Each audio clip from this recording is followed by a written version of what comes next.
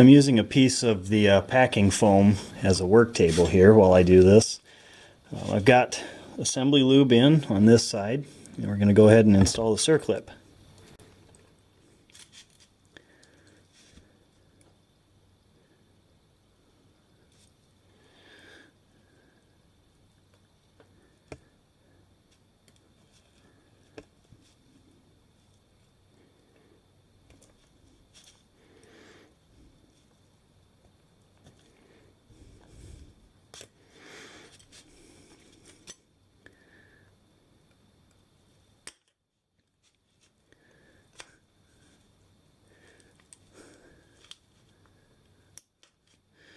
So there's one of them in, and then when we install it, we'll just push the wrist pin through from the other side after we put some assembly lube in, and then on the engine we'll put this other Circlip in. Okay, we'll put a little more assembly lube in here. Make sure that gets all the way around. Alright, then we'll place piston. No, I'm on the wrong side of the bike. Alright, now this is important. That arrow that they drew on there, that's forward. The dishes for the intake are bigger than the dishes for the exhaust. So it goes on this way. We'll go ahead and put a little bit of assembly lube on this pin. And you don't have to worry about using too much of this stuff. It is very sticky. And then from the other side, I'll slide the pin into the piston through the top of the connecting rod, seat it against that Circlip. Now we'll go around to the other side and put the other Circlip in. Now you want to be very careful with it at this stage. You don't want to bang it off of these studs and dent it or otherwise harm it.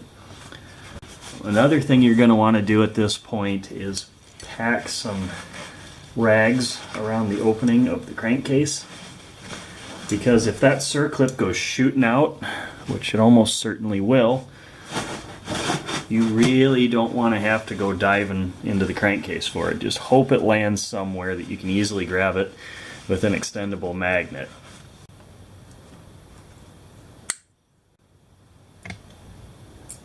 And there we are. Just make sure that it got seated all the way around, and then next we can clock the rings on it. Okay, we've got the factory piston, and I'm going to show you what I mean by clocking the rings. Now there's a gap. See right there? There's a gap in the piston rings, and you need to offset those, because if you line them all up, or if they're too close to each other, combustion will blow by it one way, and you'll probably have oil slip by it the other way. So the gap for the bottom ring is right here, and then let's see where that second one is. There's the gap right there for the second one. We want to put that 120 degrees away from here. So the bottom ring gap is here, and now the second ring, or the middle ring gap, is here, which means we want the top one about there. So it goes bottom ring gap, top ring gap, or bottom ring gap, middle ring gap, the top ring gap. They're all about 120 degrees apart. Now you don't have to be exact with it. 120 degrees is 1/3 of the circle, so easy. So I'm going to go ahead and do that on the one that's in the bike, but I wanted to be able to rotate it around and show you, so that's what I mean by clocking the rings. So that's it for swapping the pistons out, and in the next episode, if you're following along, you're going to need some motor oil, because we're going to be installing the new cylinder on top of that piston, and we're going to need to coat some parts in oil.